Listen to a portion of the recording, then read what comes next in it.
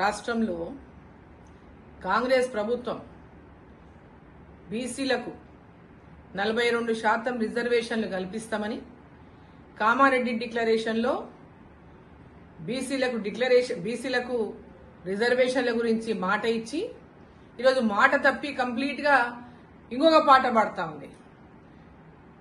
ఈరోజు అదే 42% బీసీల రిజర్వేషన్లో 10% ముస్లింలకు ఇవ్వాలని నిర్ణయం చేసుకున్నది. ఈరోజు గ్రామ పంచాయతీలకు ఎన్నికలు లేక ఈ పార్టీ అధికారంలోకి వచ్చిన నాటి నుంచి ఇప్పటికి కూడా ఎన్నికలు జరపలేనటువంటి పరిస్థితిలో ఇవాళ ఉన్నది. గ్రామ పంచాయతీలకు నిధులు రాక గ్రామ పంచాయతీల అభివృద్ధి పనులు నిలిచిపెట్టేటువంటి పరిస్థితిలో తెలంగాణలో ఏర్పడింది. సో కేవలం బీసీల యొక్క ఓట్లను రాలగొట్టడానికి బీసీ మాట బీసీ పదం వీళ్ళు మాట్లాడుతున్నారు కానీ వీళ్లకు బీసీలకు రిజర్వేషన్ ఇచ్చేదాని పట్ల చిత్తశుద్ధి లేదు. గతంలో ఎప్పటి నుంచో వీళ్ళకు బీసీలకు వ్యతిరేకమే. కేవలం ఓటు బ్యాంక్ రాజకీయాలు చేయడంలో తప్పితే బీసీలకు ఏనాడు కూడా కాంగ్రెస్ పార్టీ అండగా నిలిచింది లేదు. ఇవాళ ఢిల్లీలో వచ్చి ధర్నాలు చేస్తాం, అది చేస్తాం, ఇదేదో భారతీయ జనతా పార్టీ మీద నెపం నెట్టని ఇంకా డ్రామా చేస్తే తెలంగాణ ప్రజలు గాని తెలంగాణ బీసీలు గాని అమాయకులు ఎవరు లేరు. ఇక్కడ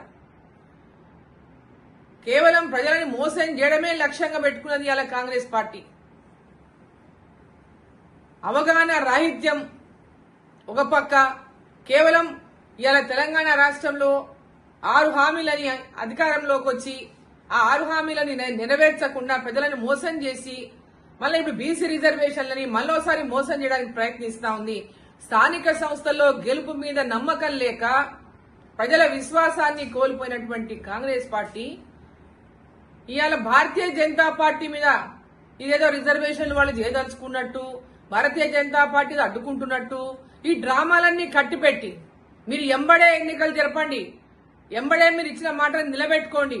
అంతేగాని భారతీయ జనతా పార్టీ మీద నెపం నెట్టడం గాని తప్పించుకునేటువంటి ప్రయత్నం చేస్తే తెలంగాణ బీసీలంతా కూడా మీరు చేసినటువంటి ఈ యొక్క ద్రోహం ఏదైతే ఉందో, ఏదైతే మోసం ఏదైతే ఉందో ప్రతి ఒక్క బీసీ కూడా గమనిస్తామని తెలియజేస్తాను. మీకు చిత్తశుద్ధి ఉంటే ఎంబడే ఎన్నికలు, స్థానిక సంస్థలకు ఎన్నికలు పెట్టండి. మీరు ఇచ్చిన మాట ప్రకారం 42% రిజర్వేషన్ బీసీలకు ఇవ్వండి.